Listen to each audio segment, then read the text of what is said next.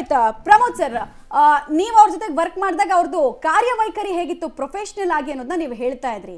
ಎಷ್ಟು honest officer ಆಗಿ ಕೆಲಸ ಮಾಡ್ತಿದ್ರು ಅಂತ ಹೇಳ್ತಾ ಇದ್ರಿ. ಬಟ್ ನಿಮ್ ಜೊತೆ ಅಥವಾ ಅಲ್ಲಿರುವಂತಹ ಕಲೀಗ್ಸ್ ಜೊತೆಗೆ ಕೌಟುಂಬಿಕ ಕಲಹಕ್ಕೆ ಸಂಬಂಧಪಟ್ಟಂತೆ ಅಥವಾ ಫ್ಯಾಮಿಲಿ ಡಿಸ್ಟರ್ಬೆನ್ಸ್ ಬಗ್ಗೆ ಯಾವತ್ತಾದ್ರೂ ಮೆನ್ಷನ್ ಮಾಡಿದ್ ನೆನಪಿದೆಯಾ ನಿಮ್ಗೆ? ಇಲ್ಲ, ನನ್ನ ಹತ್ರ ವೈಯಕ್ತಿಕವಾಗಿ ಆ ವಿಚಾರಗಳನ್ನು ಅವ್ರು ಮಾತಾಡಲಿಲ್ಲ. ಆದರೆ ಕೆಲವೊಮ್ಮೆ ಅವರು ನಾನು ಬಂದಾಗ ಇನ್ಸ್ಪೆಕ್ಷನ್ ಬಂದಾಗ ಅವರು ಅವಶ್ಯಕತೆಗಿಂತ ಹೆಚ್ಚಿದ ಹೊತ್ತು ಆ ಠಾಣೆಯಲ್ಲಿ ಅಥವಾ ಅದರ ಗೆಸ್ಟ್ ಹೌಸ್ಗಳಲ್ಲಿ ಕಳೀತಾ ಇದ್ರು. ಮತ್ತು ಬಹುತೇಕ ಅವರು ನಿಸರ್ಗ ಪ್ರಿಯರಾಗಿದ್ರು, ಕಾಡು ಬೆಟ್ಟ ನದಿ ಇದ್ರ ಬಗ್ಗೆ. ಆದರೆ ಅವರು ಹೆಚ್ಚಾಗಿ ಅವರ ಧರ್ಮಪತ್ನಿಯವರನ್ನು ಎಲ್ಲಿಗೂ ಕರ್ಕೊಂಡ್ಬಂದಿದ್ದನ್ನು ನಾನೇನು ಕಾಣಲಿಲ್ಲ. ಮತ್ತು ಅವರಿಗೆ ಈ ಜಾಗ್ರಫಿ ಮೇಲೆ ಭಾಳ ಇಂಟ್ರೆಸ್ಟ್ ಇತ್ತು, ಈ ಸಮುದ್ರದ ಬಗ್ಗೆ, ಆಮೇಲೆ ನಿಮ್ಮ ಹಿಮಾಲಯನ್ ರೇಂಜ್ ಬಗ್ಗೆ ಇಂಥ ವಿಚಾರಗಳನ್ನ ನಮ್ಮ ಹತ್ರ ಮಾತಾಡ್ತಿದ್ರು. ಆದರೆ ಬಹಳ ಅಂತ ವಿಶೇಷವಾದ ಸ್ಥಳಗಳಿಗೆ ಹೋಗುವಾಗ ಕುಟುಂಬವನ್ನು ಕರ್ಕೊಂಡು ಹೋಗೋದು ಅಂತ ಪದ್ಧತಿ ಇತ್ತು. ಬಟ್ ನನಗೇನು ಅದು ಆ ಥರ ಅನಿಸಿಲ್ಲ. ಅವರ DG ಆದ್ಮೇಲೆ ಕೂಡ ಕಾರವಾರಕ್ಕೆ ಬಂದಿದ್ರು. ಆವಾಗ ಅವರ ಧರ್ಮಪತ್ನಿಯವರು ಕೂಡ ಅವಾಗ ಬಂದಿಲ್ಲ ಅಂತಿಮ ಹಂತದಲ್ಲಿ. ಓಕೆ ಸರ್, ನಾಗರಾಜ್ ಸರ್, ಈಗ ಒಂದು ವಿಚಾರ, ನಾವು ತನಿಖೆಯ ವಿಚಾರಕ್ಕೆ ಬಂದ್ಬೋಣ. ಈಗ ಘಟನೆ ನಡೆದಂತಹ ಸಂದರ್ಭದಲ್ಲಿ ಅವರ ಪತ್ನಿ ಅಂದರೆ ಓಂ ಪ್ರಕಾಶ್ ಅವರ ಪತ್ನಿ, ಅವರ ಮಗಳು ಇಬ್ಬರು ಇದ್ದರು. ಸ್ಟೇಟ್ಮೆಂಟ್ನಲ್ಲಿ ಪತ್ನಿ ಕೊಟ್ಟಿರೋದು ನನ್ನ ಮಗಳ ಪಾತ್ರ ಏನೂ ಇಲ್ಲ, ನಾನು ಆಕೆನ 3rd ಫ್ಲೋರ್ನಲ್ಲಿ ರೂಮಲ್ಲಿ ಕೂಡ ಕೊಟ್ಟಿದ್ದೆ, ನಾನು ಒಬ್ಬಳೇ ಮಾಡಿದ್ದು ಅಂತೆಲ್ಲ ಆಗುತ್ತಲ್ಲ. ಈಗ FIRನಲ್ಲಿ ಆಕೆನ A2 ಮಾಡಿದ್ದಾರೆ. A1 ಹೆಂಡತಿ, A2 ಮಗಳು ಅಂತ. ಸೊ ಹೇಗೆ, ಯಾವ ಥರ ಇದು ಇನ್ವೆಸ್ಟಿಗೇಷನ್ ಆಗುತ್ತೆ ಸರ್? ಇದು ನೋಡಿ, ಅದು ಯಾರ ಕಂಪ್ಲೇಂಟ್ ಮೇಲೆ ಮಾಡಿದ್ದಾರೆ ಅದರ ಮಗ ಕೊಟ್ಟಿರೋ ಕಂಪ್ಲೇಂಟ್ ಕಾರ್ತಿಕೇಯ. ಈಗ ಯಾರೇ ದೂರು ಕೊಡಬೇಕಾದ್ರೆ ಅವನಿಗೆ ಸಾಕಷ್ಟು ಅದಕ್ಕೆ ಸಬ್ಸ್ಟ್ಯಾನ್ಷಿಯೇಟ್ ಮಾಡಿ ಅದನ್ನು ಸಾಕ್ಷೀಕರಿಸಬೇಕಾದ್ರೆ ಅವನಿಗೆ ಜವಾಬ್ದಾರಿ ಇರ್ತದೆ. ಅದು ನಾಳೆ ದಿವಸ ಅದು ನೇರ ಸಾಕ್ಷಿ ಆಗದೇ ಇದ್ದರೂ ಕೂಡ ಬಟ್ ಕರಾಬರೇಷನು ಇದಕ್ಕೆ ಕಾಂಟ್ರಡಿಕ್ಷನ್ಸ್ಗೆ ಉಪಯೋಗ ಆಗ್ತದೆ. ಬಟ್ ಯಾವಾಗ ಕೊಟ್ಟರು, ಇಮಿಡಿಯೇಟಾಗಿ ಕೊಟ್ರ ತಡವಾಗಿ ಕೊಟ್ರ, ಅದನ್ನು ಕೂಡ ಮ್ಯಾಟ್ರ್ ಆಗುತ್ತೆ. ಇಲ್ಲಿ ಸ್ವಂತ ಮಗನೇ ಕೊಟ್ಟಿರೋದ್ರಿಂದ ಮಗ ಯಾಕೆ ಅವ್ರ ಮೇಲೆ, ತಾಯಿ ಮೇಲೆ ಮತ್ತು ತಂಗಿ ಮೇಲೆ ಅಥವಾ ಅಕ್ಕನ ಮೇಲೆ ಸುಳ್ಳು ಕೊಡ್ತಾರೆ? ಆಮೇಲೆ ಅವರು ಜೊತೆಯಲ್ಲಿ ಜೀವನ ಮಾಡಿದವರಿಗಿಂತ ಹೆಚ್ಚಿನ ವಿವರಗಳು ನಮ್ಮಂಥವ್ರಿಗೆ ಇರೋದಿಲ್ಲ, ಎಷ್ಟೇ ಕ್ಲೋಸ್ ಇದ್ರೂ ಕೂಡ. ಯಾಕೆಂದರೆ ಅವ್ರು ಬೆಳಗ್ಗೆ ಸೂರ್ಯ ಹುಟ್ಟಿ ಸೂರ್ಯ ಮುಳುಗೋ ಇರೋ ತನಕ ಜೊತೆಲಿ ಇರ್ತಾರೆ. ಆಮೇಲೆ ಮಾತುಗಳು ಕೇಳ್ತಾರೆ, ಆಮೇಲೆ ಈ ಇಂಟ್ರ್ಯಾಕ್ಷನ್ ಇರುತ್ತೆ, ಊಟ ಜೊತೆಯಲ್ಲಿ ಮಾಡ್ತಾರೆ, ಇನ್ನೊಂದು ಮಾಡ್ತಾರೆ, ಮತ್ತೊಂದು ಮಾಡ್ತಾರೆ. ಇದು ಭಾಳ ಮುಖ್ಯವಾದ್ದೇ. ಆ ಸಂದರ್ಭ ಮತ್ತು ಆ ಒಂದು ಯಾರು ದೂರು ಕೊಟ್ಟಿದ್ದಾರೆ ಅವ್ರದ್ದು ಕೂಡ ಭಾಳ ಮುಖ್ಯ ಆಗ್ತದೆ. ಇಲ್ಲಿ ಅವರು ಹಾಗೆ ಹೇಳಿದ್ದಾರೆ ಅಂದರೆ ಅವರಿಬ್ಬರದ್ದು ಪಾತ್ರ ಇದೆ ಅಂತಾನೆ ಈಗ ತಿಳ್ಕೊಳ್ಬೇಕು. On the face of it, prima facie. ಇಲ್ಲಿ ಇದನ್ನು ಯಾವ ರೀತಿ ನಾವು ಅದನ್ನು ದೃಢೀಕರಿಸಬೇಕು? ತನಿಖೆಯಿಂದ. ತನಿಖೆ ಯಾವ ರೀತಿ ಆಗುತ್ತೆ? ಸಾಕ್ಷ್ಯಗಳ ನೇರ ಸಾಕ್ಷಿ ಇರ್ಬೋದು, ಯಾರು ಹೇಳೋದ್ರಿಂದ. ಈಗ ಅವನು ಹೇಳಿದ್ದಾನೆ, ಅವನು ನೇರ ಸಾಕ್ಷಿನೇ. ಈಗ ನಡೆದ ಸಂದರ್ಭದಲ್ಲಿ ಮಗ ಮನೆಯಲ್ಲಿ ಇರಲಿಲ್ಲ, ಬೇಕಾಗಿಲ್ಲ. ಆದರೆ ನಡವಳಿಕೆ, see the conduct of the accused persons, ಮುಂದೆ ಅವನ ಮನೇಲಿ ಇದ್ದ ಟೈಮಲ್ಲಿ ಮಾತಾಡೋದು ಹೇಗಿತ್ತು, ಏನೇನು ನಡೀತಿತ್ತು, ವಾಟ್ ವಾಸ್ ದಿ ಕನ್ಸಿಡರೇಷನ್. ಅಪ್ಪ ಅನ್ನೋ ಗಂಡ ಅನ್ನೋ ರೀತಿಯಲ್ಲಿ ನೋಡ್ತಾರ, ಅಪ್ಪ ಅನ್ನೋ ರೀತಿಯಲ್ಲಿ ನೋಡಿದ್ರ, ಅಥವಾ ಅವನು ಈ was one of our they ಏನೋ ಬಿಟ್ರೆಸ್ಟ್ ಎನಿಮಿ ಅಂತ ನೋಡಿದ್ರ. ಇದು ಈ ಸಂದರ್ಭನ ಅವರೇ ಹೇಳಬೇಕು. ಯಾರ ಜೊತೆಯಲ್ಲಿ ಜೀವನ ಮಾಡ್ತಿದ್ರು ಅವರೇ ಬೆಸ್ಟ್ ಸಾಕ್ಷ್ಯ. ಅಥವಾ ಅವ್ರು ಯಾರಾದರೂ ಹೇಳ್ಕೊಂಡಿದ್ರೆ, ಸಪೋಸ್ ಮೆಸೇಜಸ್ ಹಾಕಿದ್ದಾರೆ ಅಂತ ಕೇಳಿದೆ ನಾನು, ಹೀಗೆ WhatsApp message, I am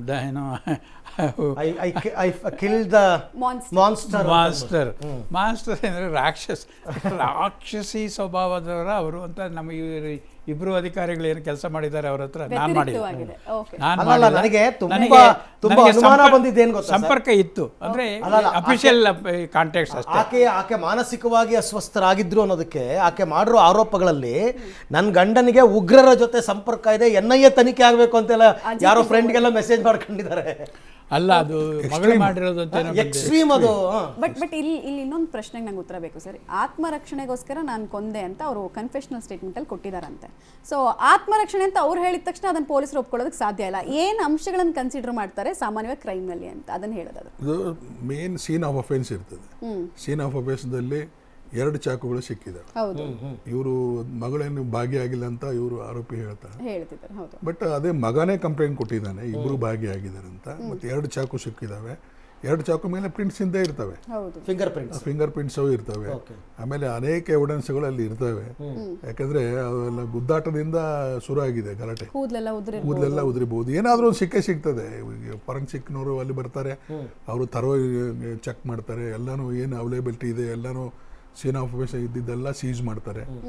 so ಹೀಗಾಗಿ ಅದು ತಪ್ಪಿಸೋಳಿಕ್ಕೆ ಸಾಧ್ಯನೇ ಇಲ್ಲ, ಇದು ಇದ್ದೇ ಇರ್ತದೆ. ಅವನಿಗೆ ಇತಿಹಾಸ ಗೊತ್ತೇ ಇರ್ತದೆ, ಮಗ ಆಗಿರೋದ್ರಿಂದ. ಅಲ್ಲ ಸರ್, ಅವರೇ ನಾನೇ ಕೊಂದಿದ್ದೀನಿ, ನನ್ನ ಮಗಳ ಪಾತ್ರ ಅದು ಹೇಳಿದ್ರೆ ಕೊಂದೆ ಅಂದ್ಮೇಲೆ ಮುಗಿದೋಯ್ತಲ್ಲ ಸರ್? ನಮ್ಮ ಸ್ಟೇಷನ್ಗೂ ಬರ್ತಾರೆ, ನಮ್ಮ ಸ್ಟೇಷನ್ಗೂ ಬರ್ತಾರೆ, ಡೆಡ್ ಬಾಡಿ ತಗೋ ನನಗೆ ನನ್ನ ಸ್ಟೇಷನ್ದಲ್ಲಿ ಇರೋವಾಗಲೇ ರುಂಡ ಕೈಯಲ್ಲಿ ಹಿಡ್ಕೊಂಡು ತೊಗೊಂಡ್ಬಂದು ನಾನೇ ಮರ್ಡರ್ ಮಾಡಿದ್ದೀನಿ ಅಂತ ಹೇಳ್ತಾರೆ. ಬಟ್ ಜೊತೆಗೆ ಇನ್ನೂ ಇಬ್ಬರು ಇದ್ರು. ಸೊ ಅದು ಬೇರೆಯವ್ರು ಸಿಗಬಾರ್ದಂತ ಉದ್ದೇಶದಿಂದ ಹೇಳ್ತಾರೆ. ನಾವು ಮಾಡಿದ ಯಾಕೆ ಮಗಳಿಗೆ ಯಾಕೆ ನಾನು ಅನಾವಶ್ಯಕವಾಗಿ ಇನ್ವಾಲ್ವ್ ಮಾಡಲಿ, ಹಾಗೂ ನಾನೇ ಮಾಡಿದ್ದೀನಿ, ನಾನೇ ಒಪ್ಪಿಕೊಳ್ತೀನಿ. ಸೊ ಹಾಗೆ ಕೊಲೆ ಆದವನೇ ಕೊಲೆಗಾರ ಅಂತ, ಅವನು ವಾಚ್ಮೆನ್. ಎಲ್ಲ ರೀತಿಯಿಂದನೂ ಆ ಸಂದರ್ಭವನ್ನು ಕ್ರಿಯೇಟ್ ಮಾಡ್ತಾರೆ. ಅದು ಆರೋಪಿ ಮನಸ್ಥಿತಿ, ಹಾಗೂ ನಾನು ಸಫರ್ ಆಗ್ತಾ ಇದ್ದೇನೆ, ಮಕ್ಕಳು ಯಾಕೆ ಅನುಭವಿಸ್ಬೇಕು. ನೋಡಿ, ತನಿಖೆ ಹೇಗೆ ಅಂದರೆ ಪ್ರತ್ಯಕ್ಷ ಕಂಡ್ರು ಕೂಡ ಪ್ರಾಮಾಣಿಸಿ ನೋಡಬೇಕಾಗುತ್ತೆ. You must subject it to that confirmation.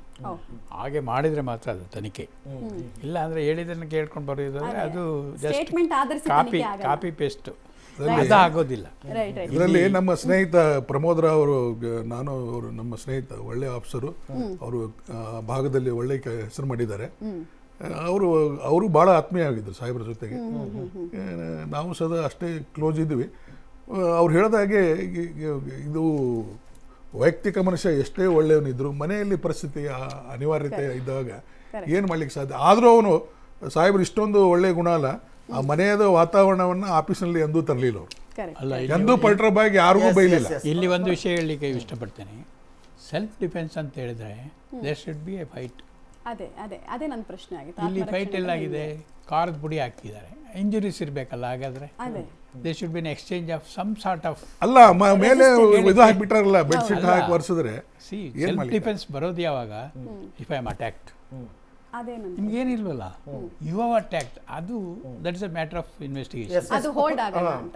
Pramod sir, ಈಗ ಒಂದು ಅವರೇ ಹೇಳ್ಕೊಂಡಿದ್ರು, ಓಂ ಪ್ರಕಾಶ್ ಸರ್, ನನ್ನ ಪತ್ನಿ ಅನಾರೋಗ್ಯದಿಂದ ಬಳಲ್ತಾ ಇದ್ದಾರೆ, ಸ್ಕ್ರಿಜೋಫ್ರೇನಿಯಾ ಅಂತಕ್ಕಂಥ ಒಂದು ಕಾಯಿಲೆ ಅಂತ ಅಂದ್ಬಿಟ್ಟು. ನಾನು ಅದ್ರ ಬಗ್ಗೆ ಚೆಕ್ ಮಾಡಿದಾಗ ಅದೊಂದು ಮಾನಸಿಕ ಒತ್ತಡಕ್ಕೆ ಒಳಗಾಗ್ತಕ್ಕಂಥ ಒಂದು, ಅಂದರೆ ಬ್ರೈನ್ಗೆ ಸಂಬಂಧಪಟ್ಟಂತಹ ಸಮಸ್ಯೆ ಅಂತ ನಾನು ಒಂದಷ್ಟು ಓದಿದೆ. ಈಗ ಅದು ಆಕೆಗೆ ಸೇಫ್ ಗಾರ್ಡ್ ಆಗಬಹುದಾ, ಆಗುತ್ತಾ ಅಂತ ನನ್ನ ಪ್ರಕಾರ? ಈಗ IPC-ನಲ್ಲಿ ಜನರಲ್ ಎಕ್ಸೆಪ್ಷನ್ಸ್ ಅಂತ ಇದೆ. ಜನರಲ್ ಎಕ್ಸೆಪ್ಷನ್ದಲ್ಲಿ ಭಾಳಷ್ಟು ಇದು ಬರ್ತವೆ. A person is a insane, or a person is a did is for sudden of grave provocation, or extreme drunkard, or not in a position to judgement the situation. ಈ ಥರ ಇದ್ದಾಗ ಆವಾಗ ಅವರಿಗೆ they may get the benefit of general exception. ಮತ್ತು sudden and ಇದರಲ್ಲಿ ಏನೋ ಈಗ scene of offence ನೋಡುವಾಗ ಸಡನ್ ಅಂಡ್ ಗ್ರೇವ್ ಪ್ರೊವೊಕೇಶನ್ ಅಂತೂ ಆಗಲಿಕ್ಕೆ ಸಾಧ್ಯ ಇಲ್ಲ ಅನಿಸ್ತದೆ. ಯಾಕಂದರೆ ಇಟ್ ಇಸ್ ಎ ಕಂಟಿನ್ಯೂಟಿ ಅಫೆನ್ಸಲ್ಲಿ ಆಗ್ಲಿಂದ ಇದೆ. ಆ್ಯಂಡ್ ಮತ್ತು 2-3ಕ್ಕಿಂತ ಹೆಚ್ಚು ಬಾರಿ ಚಾಕುವಿಂದ ಚುಚ್ಚಿದಾಗ ಅದರಲ್ಲಿ ಆಫ್ಟರ್ ಥಾಟ್ ಅಂತ ಬರ್ಬೋದೋ ಏನೋ ಅಂತ ಈಗ ನಮ್ಮ ಹಿರಿಯ ಅಧಿಕಾರಿಗಳು ಅಥವಾ ನಾಳೆ ನ್ಯಾಯಾಲಯದಲ್ಲಿ ಅದು ವಿಶ್ಲೇಷಣೆಗೆ ಒಳಗಾಗ್ಬೋದು. ಹಾಗಾಗಿ ಅದನ್ನು ಸಡನ್ ಅಂಡ್ ಗ್ರೇವ್ ಪ್ರೊವೊಕೇಶನ್ ಅಂತ ಪ್ರೂವ್ ಮಾಡೋದು ಸ್ವಲ್ಪ ಕಷ್ಟ ಆಗ್ತದೆ. ಮತ್ತು burden of proves lies on the accused, ಇವ್ರ ಮೇಲೆ ಬೀಳುತ್ತೆ ಅದು. ಆ ರೀತಿಯಾಗಿ ಅವರು ನ್ಯಾಯಾಲಯ ಅದನ್ನು ಯಾವ ರೀತಿಯಾಗಿ ತೆಗೆದುಕೊಳ್ಳುತ್ತೆ ಅನ್ನೋದು ಮುಂದಿನ ತನಿಖೆಯಲ್ಲಿ ತನಿಖಾಧಿಕಾರಿಗಳು ಅದನ್ನು ವಿಶ್ಲೇಷಣೆ ಮಾಡಿಟ್ಟಾಗ ಗೊತ್ತಾಗುತ್ತೆ. ಪ್ರಮೋದ್ ಸರ್, ಇನ್ನೊಂದು ಪ್ರಶ್ನೆ ನಿಮ್ಮನ್ನೇ ಕೇಳ್ಬಿಡ್ತೀನಿ. ಈ ಜೊಯ್ಡಾ ಭಾಗದಲ್ಲಿ ಒಂದು 5 ಎಕರೆನೋ ಆಸ್ತಿ ಖರೀದಿ ಮಾಡಿದ್ರು, ಇನ್ನೊಂದು 2 ಎಕರೆನೋ ಶ್ರೀಗಂಧದ ತೋಟ ಇತ್ತು, ಇವ್ರದ್ದು ಆರ್ಥಿಕವಾಗಿ ಸ್ವಲ್ಪ ಚೆನ್ನಾಗೇ ಇದ್ರು, ಚೆನ್ನಾಗಿ ಆಸ್ತಿ ಮಾಡಿದ್ರು ಉತ್ತರ ಕನ್ನಡ ಭಾಗದಲ್ಲಿ ಅಂತ ಕೇಳ್ಪಡ್ತಾ ಇದ್ವಿ ನಾವು. ಸೊ ಅದ್ರ ಬಗ್ಗೆ ಯಾವತ್ತಾದ್ರು ಚರ್ಚೆ ಮಾಡಿದ್ರಾ? ಆಮೇಲೆ ಆ ವಿಚಾರ ಕೂಡ ಜಗಳಕ್ಕೆ ಕಾರಣ ಆಯಿತು ಅನ್ನೋದು ನಾವು ಕೇಳ್ಪಡ್ತಾ ಇದ್ವಿ. ಅಲ್ಲಿರೋ ಆಸ್ತಿನೆಲ್ಲ ತಂಗಿ ಹೆಸರಿಗೆ ಮಾಡಬೇಕು, ಮಗನ ಹೆಸರಿಗೆ ಮಾಡಬೇಕು ಅಂತೇನೋ ಅವ್ರು ಓಡಾಡ್ತಾ ಇದ್ರು ಅನ್ನೋದನ್ನ ಕೇಳ್ಪಡ್ತಾ ಇದ್ವಿ. ಅವರು ತಮ್ಮ ತಂಗಿ ಮತ್ತು ಅವರ ಭಾವನನ್ನ ತುಂಬ ಚೆನ್ನಾಗಿ ಪ್ರೀತಿಸ್ತಾ ಇದ್ರಂತ ನನಗೆ ಗೊತ್ತು. ಅವ್ರ ಮೇಲೆ ತುಂಬ ಅವರಿಗೆ ಇದಿತ್ತು, ಅಭಿಮಾನ ಮತ್ತು ಬಹಳ ಪ್ರೀತಿಯಿಂದ ಕಾಣ್ತಾ ಇದ್ರು. ಅದು ಅಲ್ಲದೇ ಆ ಕಾಲದಲ್ಲಿ ಅದೇನು ಮಹಾ ಹೇಳುವಂಥ ಆಸ್ತಿ ಏನಲ್ಲ, ಅವ್ರು ತಗೊಂಡದ್ದು ಆ ಕಾಲದಲ್ಲಿ ಜೋಡದಲ್ಲಿ ಆಗ ಆ ಕಾಲದಲ್ಲಿ ಅದಕ್ಕೇನಂತ ಬೆಲೆ ಏನು ಇರಲಿಲ್ಲ.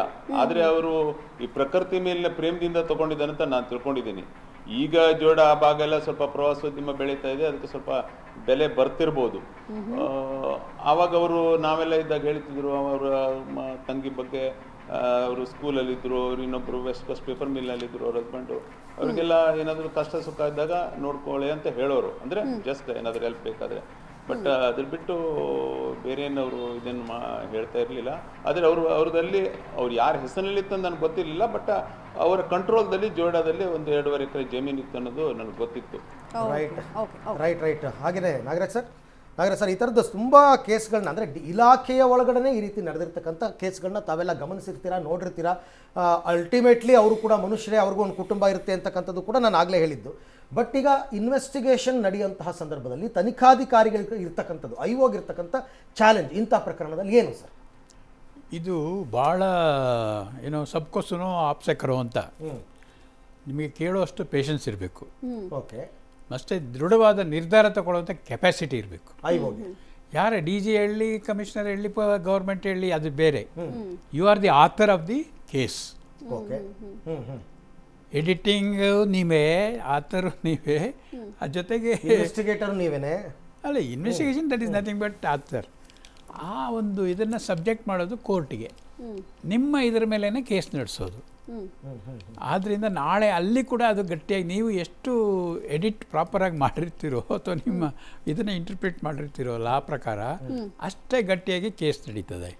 ಅದು ಮಾಡಬೇಕಾದ್ರೆ ನೀವು ಕಾನೂನುಬದ್ಧವಾಗೇ ಮಾಡಬೇಕು. ಈಗ ಹೊಸ ಕಾನೂನೇ ಬಂದಿದೆ, ಏನು ಭಾರತೀಯ ಏನು ಸಾಕ್ಷ್ಯ ಅಧಿನಿಯಮ ಅಂತ, BSA.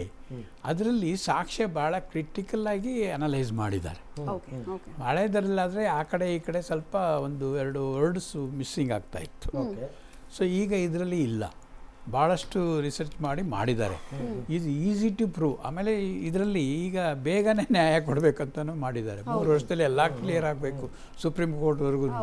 ಇದೆಲ್ಲ ತಗೊಂಡ್ರೆ ಇದು ಏನು ನಾವು ಇಷ್ಟೊತ್ತು ಹೇಳ್ತಿದ್ದೀವಿ, ಸೆಲ್ಫ್ ಡಿಫೆನ್ಸು, ಗ್ರೇಡೆನ್ಸ್ ಆಫ್ ಪ್ರೊವೊಕೇಶನ್, ಅವೆಲ್ಲದಕ್ಕೂ ಉತ್ತರ ಇದೆ ಅಲ್ಲಿ. ಎಲ್ಲದಕ್ಕೂ ಕೂಡ ಹೇಗೆ ಅಂದರೆ ಒಂದು ರೀತಿ ಮ್ಯಾಥಮೆಟಿಕಲ್ ಈಕ್ವೇಷನ್. ಮೊದಲಾದರೆ ನಾವು ಒಂಥರ ಥಿಯರಿಟಿಕಲ್ ಆಗಿ ಹೋಗ್ತಿದ್ವಿ, ಈಗ ಅಷ್ಟು ಬೇಕಾಗಿಲ್ಲ. ಬುಲೆಟ್ ಪಾಯಿಂಟ್ಸ್ ಹಾಕಿದರೂ ಕೂಡ ಸಾಕ್ಷ್ಯ ಸಾಕು, ಆ ಥರ ಒಂದು ಸಿಸ್ಟಮ್ ಇದೆ ಈಗ. ಅದಕ್ಕೆ ನಮ್ಮ ಅಧಿಕಾರಿಗಳು ಈಗಿನ ಇದ್ರ ಅವ್ರಿಗೂ ತರಬೇತಿ ಆಗಿರ್ಬೋದು, ಯಾಕೆಂದ್ರೆ ನಮಗೆ ತರಬೇತಿ ಆಗಿತ್ತು. ಇವಾಗ ಸ್ವಲ್ಪ ಈ ಥರ ಒಂದು ಬುಲೆಟ್ ಪಾಯಿಂಟ್ ಸಿಸ್ಟಮೇ ಬಂದಿದೆ. ಇದಕ್ಕೆ ಇಷ್ಟು ಇಂಗ್ರೀಡಿಯೆಂಟ್ಸ್ ಇರಬೇಕು, ಸಾಕ್ಷ್ಯ ರೆಕಾರ್ಡ್ ಮಾಡಬೇಕಾದ್ರೂ ಅದರಲ್ಲಿ ಈ ಇಂಗ್ರೀಡಿಯೆಂಟ್ಸ್ ಇರಬೇಕು. ಹಾಗೆ ಆದರೆ ಸಾಕ್ಷ್ಯ ಪಟ ಆಗ್ತದೆ, ನ್ಯಾಯ ಬೇಗ ಡಿಸ್ಪೋಸ್ ಆಗ್ತದೆ. ಇಲ್ಲಿ ಬರೋದು ಆ ವಸ್ತುಗಳನ್ನ ಅಲ್ಲ, ಇಲ್ಲಿ ಒಂದು ವಿಷಯ, ಆ ವಸ್ತುಗಳನ್ನ ಅವ್ರ ಮೈ ಮೇಲೆ ಇರೋ ಬಟ್ಟೆಗಳನ್ನು ಭಾಳ ಸೂಕ್ಷ್ಮವಾಗಿ ಎಕ್ಸಾಮಿನೇಷನ್ ಆಗಬೇಕು. ಸ್ಥಳ, ಸೀನ್ ಆಫ್ ಅಕರೆನ್ಸ್ ಪ್ರಾಪರಾಗಿ ಸೆಕ್ಯೂರ್ ಮಾಡಿ ಥರೋ ಇನ್ವೆಸ್ಟಿಗೇಷನ್ ಅಲ್ಲಿ ಆಗಬೇಕು, ಫೊರೆನ್ಸಿಕ್. ಯಾಕಂದರೆ ಟೆಕ್ನಿಕಲ್ ಎವಿಡೆನ್ಸ್ ಆಲ್ಸೋ ಅಡ್ಮಿಸಿಬಲ್ ಇವತ್ತು, ಪ್ರೈಮರಿ ಎವಿಡೆನ್ಸ್. ಅದು ಮೊದಲಾದರೆ ಅದನ್ನು ನಂಬೋದು, ನಂಬದೇ ಇರ್ಬೋದು. ಈಗ ಆಗಲ್ಲ, ನಂಬ್ತಾರೆ 100ಕ್ಕೆ 100 ಅದು ಪ್ರೈಮರಿ ಎವಿಡೆನ್ಸ್ ಈ ಒಂದು ಹೊಸ ಕಾಯ್ದೆ ಪ್ರಕಾರ. ಆಮೇಲೆ FSL ರಿಪೋರ್ಟ್ ಕೂಡ ಪ್ರೈಮರಿ ಎವಿಡೆನ್ಸ್ ಅಷ್ಟೇ ಅಲ್ಲ, ಡಾಕ್ಟರ್ದು. ಮತ್ತೆ ಈಗ ನಿನ್ನೆ ಮೊನ್ನೆ ಒಂದು ರಿಕಿರೈ ಮೇಲಿನ ಒಂದು ಅಟೆಂಪ್ಟ್ ಆದಂತಹ ಸಂದರ್ಭದಲ್ಲಿ ಇರ್ತಕ್ಕಂಥ ಚಾಲೆಂಜಸ್ ಅವ್ರಿಗೆ ಏನೂ ಸಿಗ್ತಾ ಇಲ್ಲ ಇನ್ನೂ ಕೂಡ, ಯಾರು ಮಾಡಿದ್ದಾರೆ ಏನು ಅಂತ. ಬಟ್ ಈ ಪ್ರಕರಣ ಹಾಗಲ್ಲ, ಅಕ್ಯೂಸ್ಡೇ ಸಿಕ್ಕಿರಬೇಕಾದ್ರೆ ಪ್ರಕರಣದ ಚಾಲೆಂಜ್ ಅಂತಕ್ಕಂಥದ್ದು ಏನಿಲ್ಲ. ಬಟ್ ಅದನ್ನು ಕೂಡ ಚರ್ಚೆ ಮಾಡೋಣ.